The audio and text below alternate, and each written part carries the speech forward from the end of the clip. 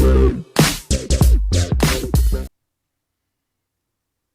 everyone, in this video we will see how we can change application port in Spring Boot. By default Spring Boot applications start with embedded Tomcat server at default port, which is 8080, right? And maybe for some reason you want to change it, then actually this is the very simple way. All you have to do, find application dot properties. In my case actually it's application local properties, but I have done some configuration, like for a different environment I have created different application properties. But in your case it will be application dot properties.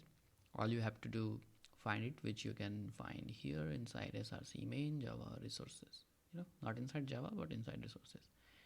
So you can see I have plenty of application dot properties file, but don't worry, in your case it should be like application dot properties. You can go there and put this server dot port equal 8086. So when I start my application, it will start on 8086. We can do lots of wonderful thing by simply making few entries in application properties file.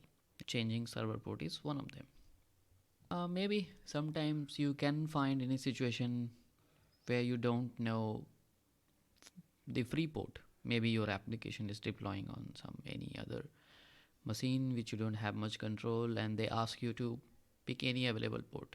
So you don't have to write any program for that. You can simply put 0 here, and what Spring Boot will do, it will find any available port on your machine and start your application, which is exactly we are going to do here. Let's start the application. You can see the application means the Tomcat server started on ports 53407. We actually haven't thought about that, but Spring Boot picks whichever port was available. So there are two ways. You can place 0 here, which is not recommended of course, but yeah, it's possible.